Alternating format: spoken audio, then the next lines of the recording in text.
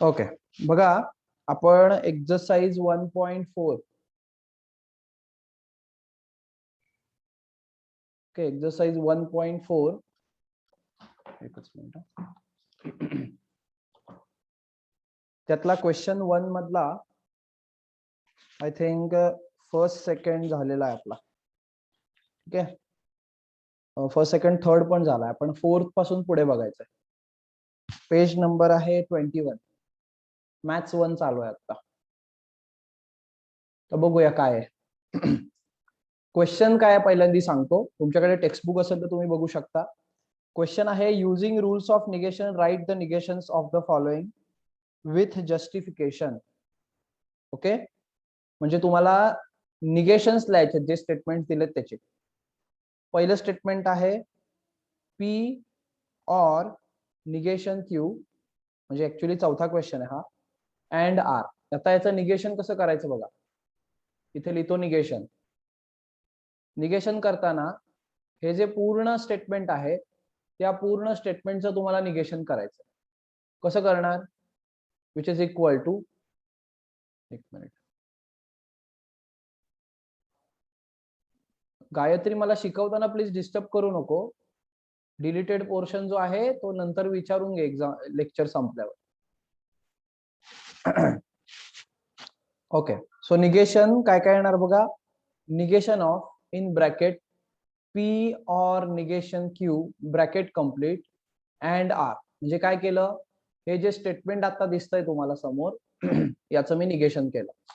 आता निगेशन केल्यावर काय होतं बघा, हे निगेशन जर मी आत पाठवलं तर आपला डी मॉर्गन्स लॉ काय आहे, हे निगेशन ह्याला सेपरेट होणार, याला सेपरेट होणार, आणि जाताना काय करणार, हे जे मध्ये अँड तुम्हाला दिसतंय या अँडचं ऑर होणार. कारण आपल्याला एक रूल माहिती आहे, negation of P and Q असेल तर त्याचं जर निगेशन केलं तर निगेशन पी अँड च ऑर होतं, निगेशन क्यू असं होतं, बरोबर. मग आता इथे काय होणार, निगेशन ऑफ ब्रॅकेट मध्ये पी और निगेशन क्यू, हा जो ब्रॅकेट आहे हा पुढचा आला, हा जो ब्रॅकेट त्याच्या आतमध्ये अजून निगेशन टाकायचं आहे बरं का. ओके, सो पुढे येणार और निगेशन आर. आता काय होणार, हे जे निगेशन आहे हे निगेशन इथे आणि इथे या दोघांना अप्लाय होणार. पुन्हा एकदा डी मॉर्गन्स लॉ यूज करायला लागेल. पुन्हा एकदा डी मॉर्गन्स लॉ कसा यूज करणार, निगेशन आत जाताना आतमध्ये ऑर असेल तर अँड होतं, अँड असेल तर ऑर होतं. आता इथे आहे ऑर, त्याचं होणार अँड. त्याच्यामुळे कसं होणार, negation of P and negation of negation Q. तर निगेशन ऑफ निगेशन क्यू का, कारण इथे ऑलरेडी एक निगेशन आहे आणि हे बाहेरचं निगेशन पण ह्याच्यावर अप्लाय होतं. पण आपल्याला रूल माहिती आहे, 2 वेळा निगेशन असेल तर ते कॅन्सल होतं. सो इथे क्यू येणार or negation R. Okay, so this is the negation of your statement of fourth sub question of question number 1. Okay, clear, काय डाऊट याच्यामध्ये?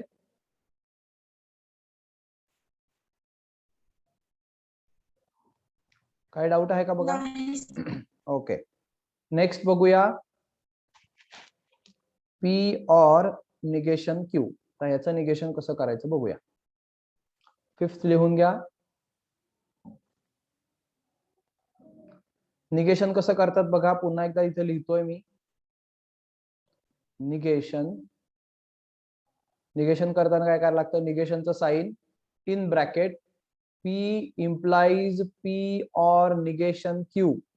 काय केलं मी, तर पी इम्प्लाइज पी और निगेशन क्यू यांचं इम्प्लिकेशन केलंय बघा, एवढ्या पार्टचं इम्प्लिकेशन केलं, सॉरी निगेशन केलं. निगेशन करताना काय रूल आहे, निगेशन जर आत गेलं तर पी ऍज इट इज राहतो, इम्प्लिकेशन जे आहे त्याच्याऐवजी अँड येतं, आणि निगेशन ऑफ जो काही पुढे असेल तो सगळा येतो. म्हणजे कसं, आता इथे रूल कुठला वापरला मी, negation of P implies Q असं जर असेल तर ह्याचा रूल काय आहे, पहिलं स्टेटमेंट ऍज इट इज ठेवायचं, मध्ये अँड टाकायचं आणि निगेशन ऑफ सेकंड स्टेटमेंट करायचं.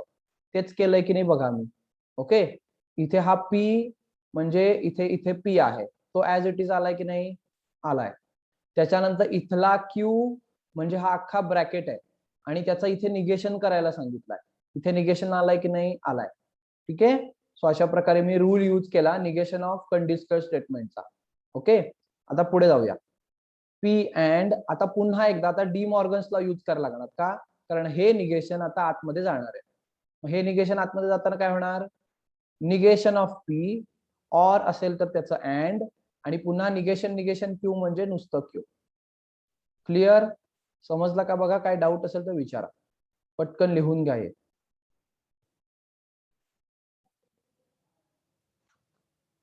पुढे जाऊया. Question number 6. क्वेश्चन नंबर 6 काय आहे, त्याच्याऐवजी आपण क्वेश्चन नंबर 8 घेऊया. 6 आणि 7 होमवर्कला. क्वेश्चन नंबर 8 घेऊया आपण.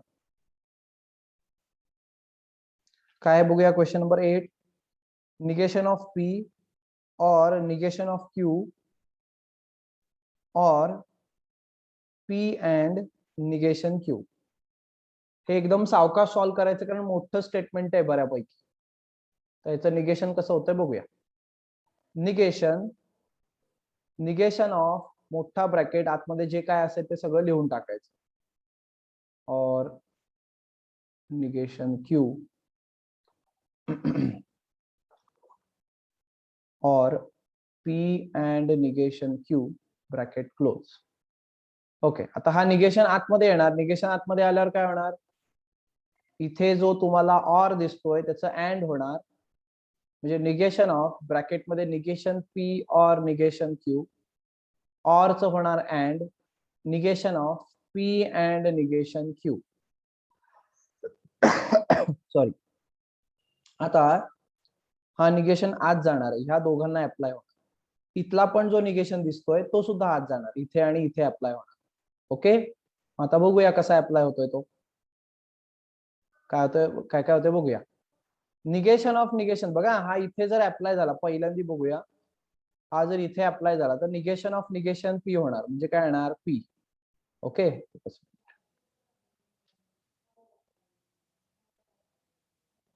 एकच मिनिट, काहीतरी इश्यू आला, एकच मिनिट.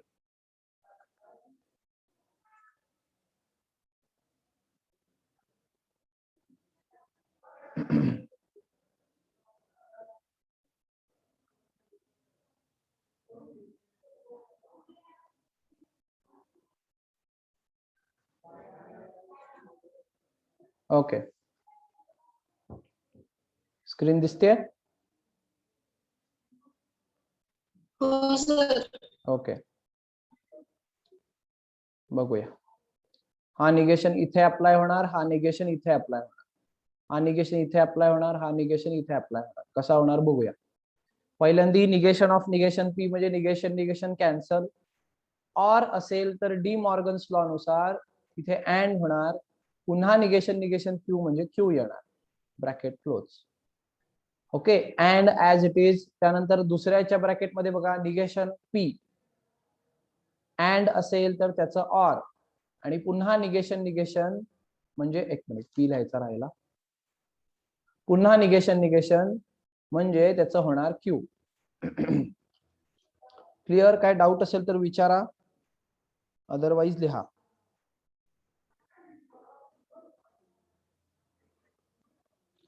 ओके, क्वेश्चन नंबर 2 बघूया आता काय आहे. सोपा आहे, फार काय अवघड नाही आहे. क्वेश्चन नंबर 2 बघूया इथे. Question 2, rewrite the following statements, rewrite the following statements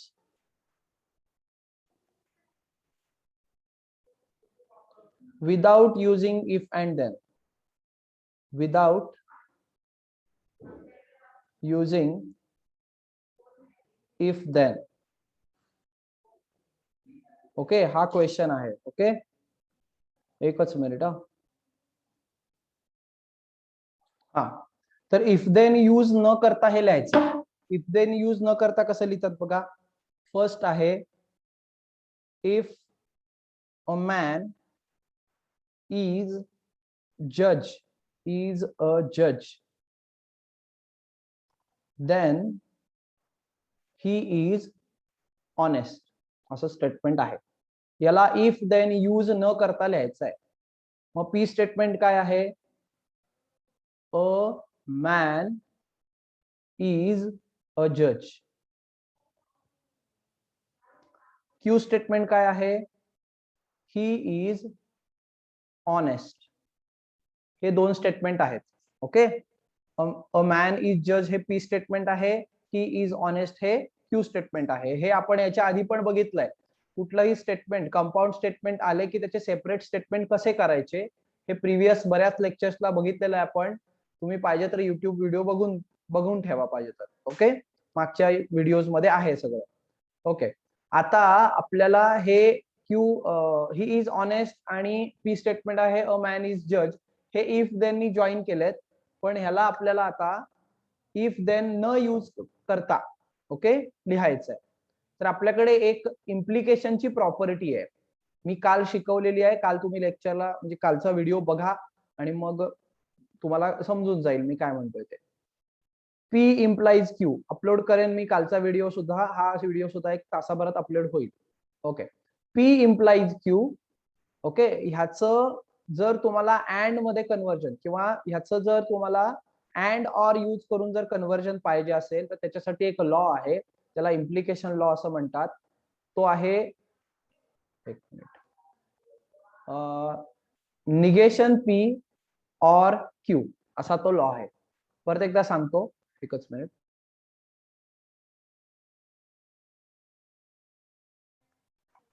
हा, निगेशन पी ऑर क्यू असा तो लॉ आहे. Okay, negation P or Q कसा लिहिणार? आपलं स्टेटमेंट आहे इफ मॅन इज जज देन ही इज ऑनेस्ट. ह्याच मी कन्व्हर्जन ऑर यूज करून करणार आहे. कसं करणार बघा. बघा, पहिला काय आहे? निगेशन ऑफ पी म्हणजे हे जे स्टेटमेंट दिसतंय तुम्हाला याचं निगेशन येणार. Okay, a man is not a जज.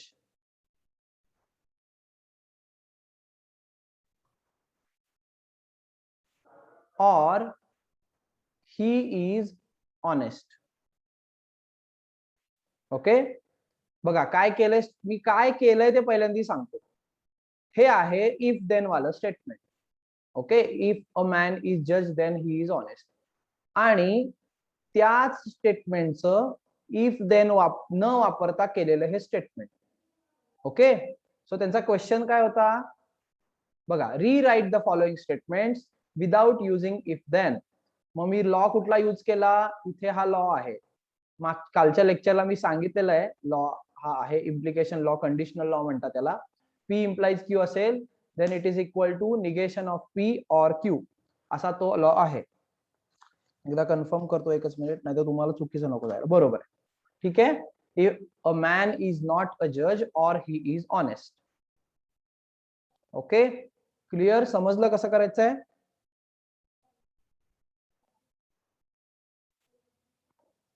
कळलंय का? हो सर. ओके, आता आरती सेकंड टू सांगायचंय मला, बघूया सांगता येते का. तिथे थोडे प्रिंटिंग मिस्टेक झाली, तिथे इट टू असं झालंय, तिथे इफ पाहिजे. सेकंड बघा, सेकंड मधलं सेकंड आणि सेकंड मधलं third. If F of two नको, ते तुम्ही घरी होमवर्कला करा. If two is a rational number, if two is a rational number then root 2 is irrational number. Okay, मी सगळं करून देतो, फक्त शेवटचं जे एक स्टेटमेंट आहे ते आरती तुला करायचं आहे. पी स्टेटमेंट आहे 2 is a rational number.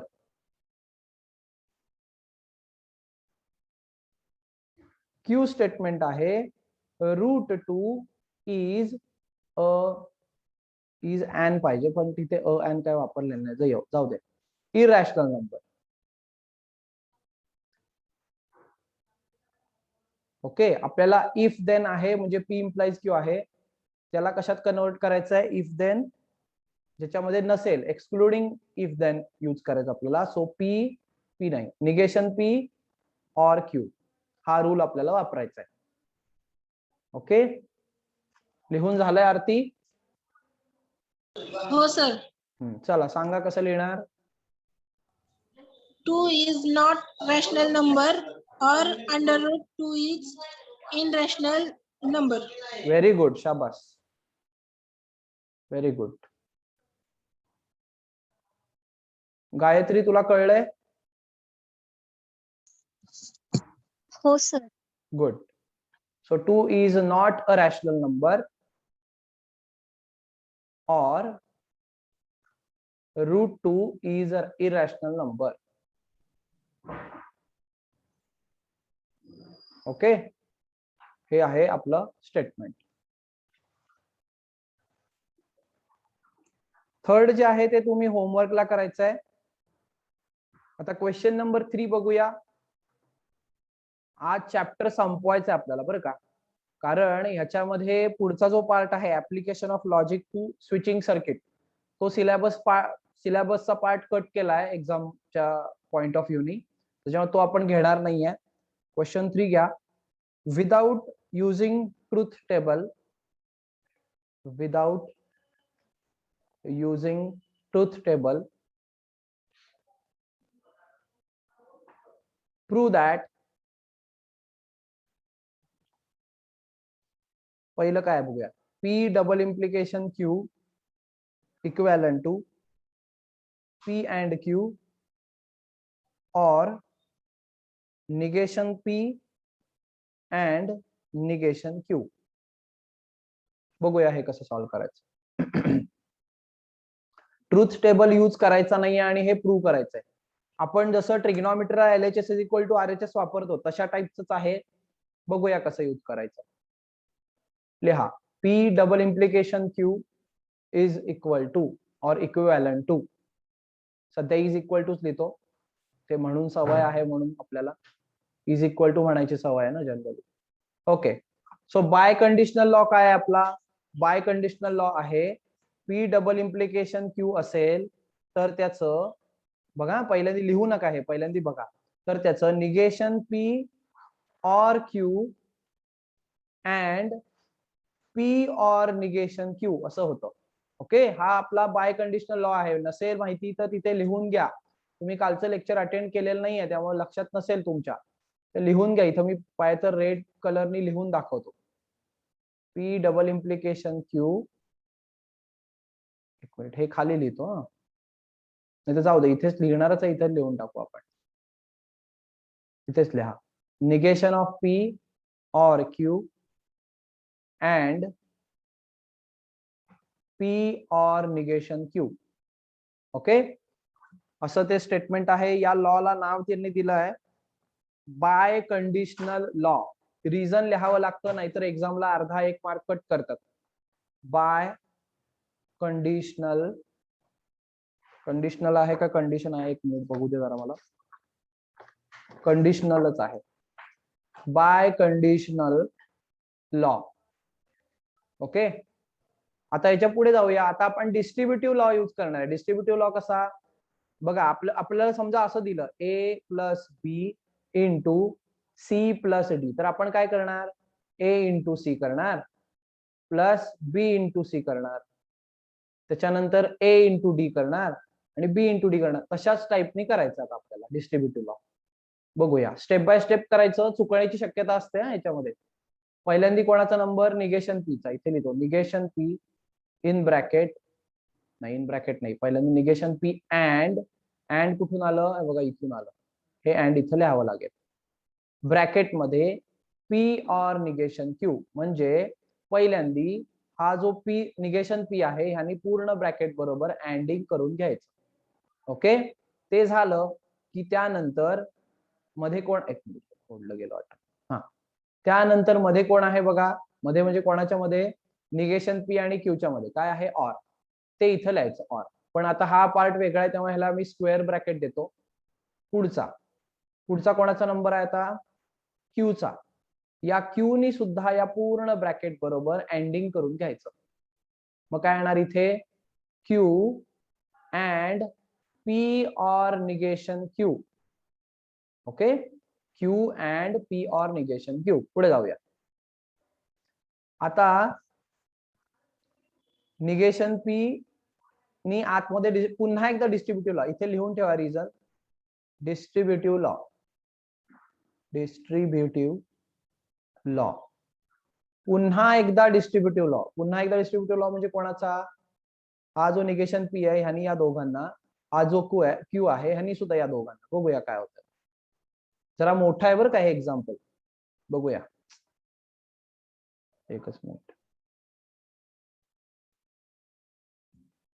हा बघूया आता काय होतंय. एक मिनिट, त्याला इथून एकदम सुरुवातीपासून लिहितो म्हणजे व्यवस्थित लिहिता येईल. हा बघा काय आहे, negation P and P. Okay, म्हणजे कोणाकोणाचं झालं आता अँडिंग, याचं आणि याचं. ओके, आता कोणाचं होणार? पीचं आणि निगेशन पीचं आणि निगेशन क्यूचं. बघूया इथं काय आहे. मध्ये साईन येणार or. Okay, negation P and negation Q. Okay, ह्या पूर्ण ब्रॅकेटचं एक्सपान्शन इथे दिलेलं आहे, याला डिस्ट्रीब्युटिव्ह लॉस म्हणतात. आता ह्या पूर्ण ब्रॅकेटचं एक्सपान्शन इथे खाली देणार आहे. मध्ये साईन कुठला येणार आहे? ऑर. याला मोठा ब्रॅकेट देऊन ठेवतो. पुढे पुन्हा एकदा ब्रॅकेट. ब्रॅकेट खूप इम्पॉर्टंट आहे बरं का. ब्रॅकेट जर नसेल तर कोणाचं एंडिंग झालंय कोणाचं ऑरिंग झालंय काहीच कळत नाही. त्याच्यामुळे bracket is very important. Okay, so Q and P. बघा कोणाकोणाचं केलं मी? हा क्यू आणि हा पी. आता ह्याच्यात खूप कलरफुल पेन झालेत, जरा हे सगळं खोडून ठेवतो मी आधी. एक मिनिट, एकच मिनिट. हा हे सगळं काढतो.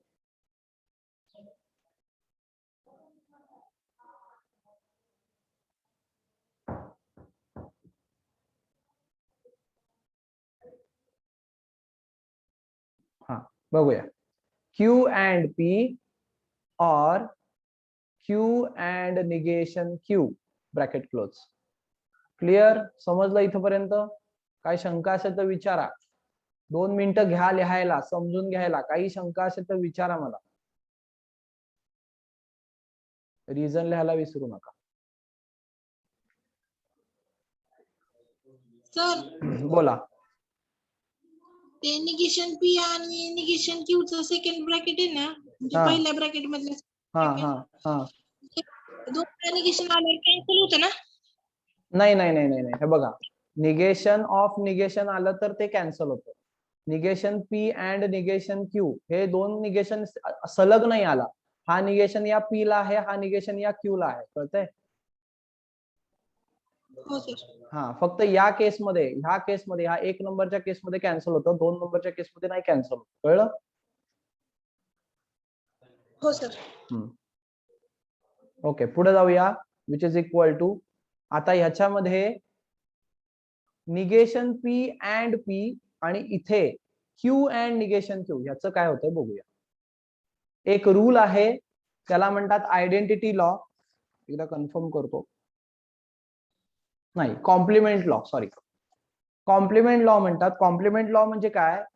जर दोन अपोजिट स्टेटमेंटचं एंडिंग किंवा ऑरिंग झालं तर काय होतं? अपोजिट स्टेटमेंट म्हणजे काय? पी असेल तर त्याचे अपोजिट निगेशन पी, यांना म्हणतात अपोजिट. यांचं एंडिंग जर झालं तर काय होतं, आणि यांचं जर ऑरिंग झालं, ऑर झालं तर काय होतं? कंजंक्शन झालं तर काय होतं? डिजंक्शन झालं तर काय होतं? सांगतो. साधी गोष्ट आहे, जर हा 1 असेल तर हा 0. ओके, किंवा ट्रू फॉल्सच्या भाषेत सांगायचं झालं, हा ट्रू असेल तर हा फॉल्स, हा फॉल्स असेल तर हा ट्रू. ओके, म्हणजेच एक 1 असेल तर दुसरा 0, पहिला 0 असेल तर दुसरा 1. आणि इथे अँड आहे, अँडचा अर्थ मल्टिप्लिकेशन असतं. मग तुम्ही दोन अपोजिटचं मल्टिप्लिकेशन केलं, 1 आणि 0चं मल्टिप्लिकेशन केलं तर किती येतं? 0 येणार आहे, बरोबर. त्याच्यामुळे दोन अपोजिटचं जर अँड केलं तर आन्सर फॉल्स येतं. 0चाच अर्थ लॉजिक मध्ये फॉल्स असतो. आणि दोन जर सेम सेम असतील, 1 + 0 किंवा करा, सॉरी, दोन अपोजिट आहेत आणि त्यांची ऍडिशन केली तर किती येणार? 0 आणि 1चं ऍडिशन 1 येणार. म्हणजेच लॉजिकल स्टेटमेंट मध्ये त्याला आपण काय म्हणतो? ट्रू म्हणतो का फॉल्स म्हणतो?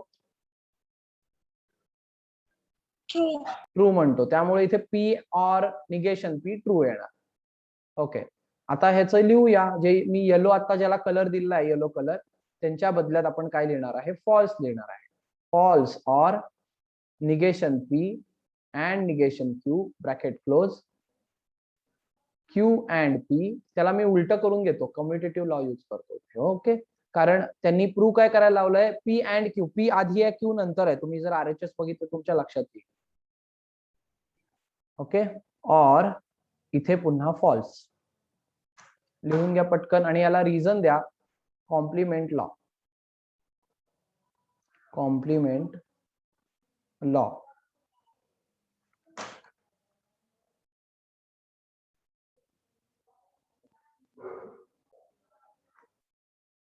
ओके, आता बघा हा झाला कॉम्प्लिमेंट लॉ. आता आपण आता यूज करणार आहे आयडेंटिटी लॉ. आयडेंटिटी लॉ म्हणजे काय आहे, एफ आणि टी बरोबर झालेलं एंडिंग आणि ऑरिंग. ओके, एफ आणि T these are the identities. F म्हणजे 0, टी म्हणजे 1. ओके, मग आता बघा हा जर 0 असेल आणि हा जो ऑर लिहिलाय, एक मिनिट, हा 0 आहे, हा पण 0 आहे आणि हा जो ऑर लिहिलाय इथे पण ऑर लिहिलाय, त्याचा अर्थ ऍडिशन असते. मग कुठल्या पण नंबर मध्ये ऍड केला, 0 ऍड केला तर काय फरक पडतो का त्या नंबरवर?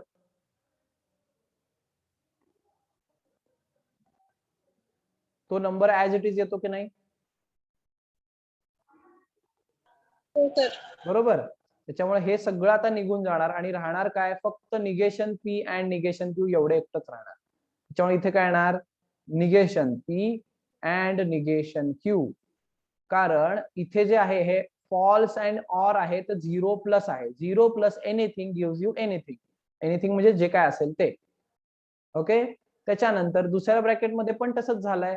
हा येणार प्लस 0 म्हणजे हा ऍज इट इज येणार. बरोबर, म्हणजे इथे काय येणार, इथे मध्ये ब्रॅकेटच्या मध्ये साईन द्यायचं विसरलो, मध्ये ऑर आहे नाही का, इथे ऑर द्यायचं विसरलो, ते द्या तुम्ही आठवणी. ओके, मध्ये येणार ऑर पी अँड क्यू. याला रिझन द्या. जे नको आहे ते सगळं खोडतो मी. ओके, जे नको आहे ते सगळं खोडून टाकतो. हे वेगळ्या कलर मध्ये दिसतंय ते सगळं गरजेचं नाहीये बरं का, ते लिहित जाऊ नका तुम्ही, तुम्हाला कळण्यासाठी फक्त मी लिहित असतो. त्याला रिझन द्या आयडेंटिटी लॉ. आयडेंटिटी लॉ म्हणजे आयडेंटिटी म्हणजे टी आणि एफ ह्या आयडेंटिटीज आहेत, त्यांच्याबरोबर अँड आणि ऑर केल्यावर काय येतं त्याला म्हणतात आयडेंटिटी लॉ. आता त्यांनी जे प्रूव्ह करायला लावलंय त्याच्यामध्ये आधी हे आहे, आधी हे आहे, हा ब्रॅकेट आधी आहे आणि हा ब्रॅकेट नंतर आहे.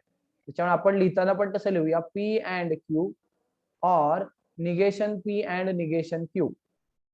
ओके, याला रिझन द्या कम्युटेटिव्ह लॉ. म्हणजे उलट सुलट केलं तरी सुद्धा आन्सर तेच येतं, कम्युटेटिव्ह लॉ.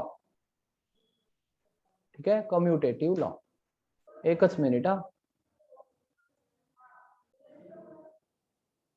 अजून एक सॉल्व करून दाखवणार आहे आणि मग आपण थांबणार आहे या चॅप्टर मध्ये. ओके, म्हणजे हा चॅप्टर एंड करतोय कारण खूप लेक्चर्स घेतलेत. यातलं मी तुम्हाला सॉरी थर्ड सॉल्व करून देतो.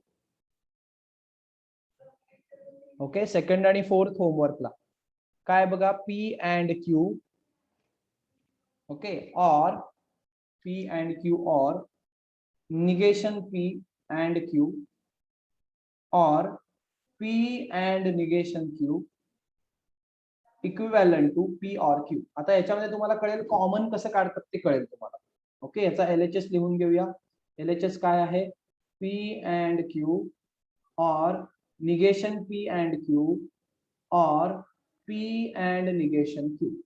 ओके, आता जरा विचार करा, या दोन ब्रॅकेट मध्ये कॉमन काय दिसतंय? तिन्ही ब्रॅकेट मध्ये काय कॉमन नाहीच आहे, कारण जर तुम्ही तिन्ही ब्रॅकेट बघितले तर तुम्हाला वाटेल पी कॉमन आहे, पण इथे पी आहे, इथे पी आहे, पण इथे निगेशन पी आहे, त्यामुळे पी तर घेता येणार नाही कॉमन. समजा तुम्ही क्यू कॉमन घ्यायचा प्रयत्न केला तर क्यू कुठे आहे, इथे क्यू आहे, इथे क्यू आहे, पण इथे क्यू आहे, इथे क्यू आहे, पण इथे क्यू नाहीये, इथे निगेशन क्यू आहे, त्यामुळे ते पण कॉमन नाही घेता येणार. ओके, म्हणून आपल्याला दोनच ब्रॅकेट कंपल्सरी चूज करावे लागतील. त्याच्यामध्ये आहे क्यू कॉमन. ओके, हे बघा इथे क्यू आहे आणि इथे क्यू आहे आणि क्यू बरोबर कुठला आलाय, अँड. इथे पण आला अँड, त्यांना एकत्र घेऊया आपण, विच इज इक्विव्हॅलंट टू. मग आता हा जो अँड क्यू आहे तो इथे मी बाहेर काढतो आणि आता ब्रॅकेटमध्ये काय राहणार बघूया. ब्रॅकेटमध्ये राहिलेल्या गोष्टी आहेत पी और निगेशन पी. नीट समजून घ्या. आणि कॉमन काय काढलंय बघा आपण, अँड क्यू कॉमन काढलंय जे इथे लिहिलेलं आहे. आणि जे राहिलंय शिल्लक ते या ब्रॅकेटमध्ये मी लिहिणार आहे. काय राहिलंय शिल्लक, पी और निगेशन पी, बाकीचं ऍज इट इज. हा ब्रॅकेट क्लोज करतो. और P and negation Q. Okay. आता पी और निगेशन पी ह्याचं काय होतंय बघूया पुढे. पी और निगेशन पी. पी आणि निगेशन पीचं ऑरिंग. ऑरिंग याचा अर्थ ऍडिशन. मग दोन अपोजिट आहेत. अपोजिट म्हणजे कोण, लॉजिक मध्ये अपोजिट म्हणजे 1 आणि 0, ट्रू आणि फॉल्स. यांचं जर ऍडिशन केलं तर काय होतं सांगा बघू. 1 आणि 0चं ऍडिशन, 0 आणि 1चं ऍडिशन काय होतं, 1. ट्रू येतं, ट्रू. ओके. 1 + 0, 0 + 1, 1च येणार आहे म्हणजे true. And Q as it is.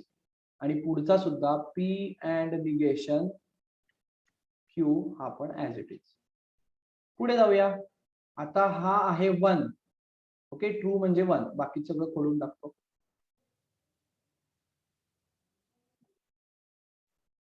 एकच मिनिट.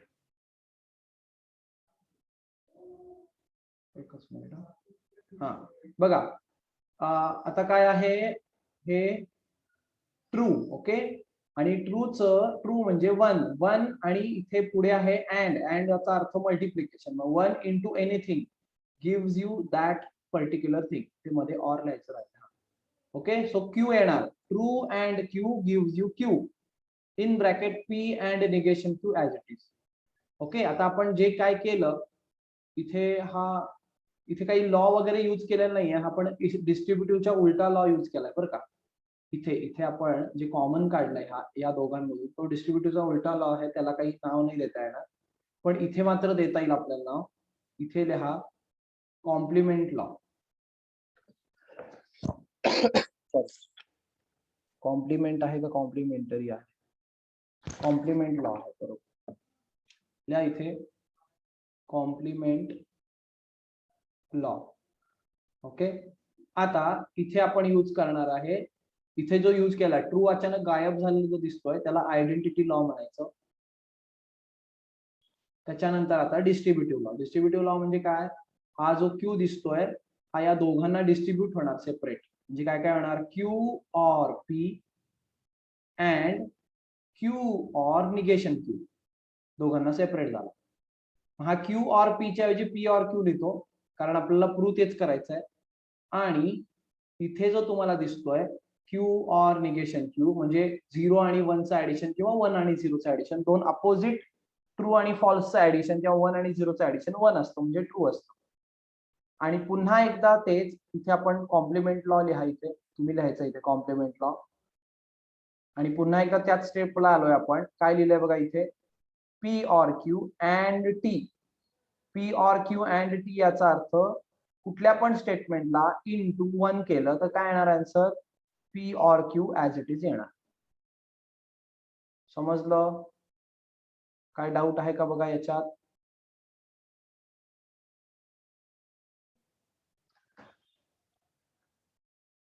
आहे का काही डाऊट? नाही सर. ओके.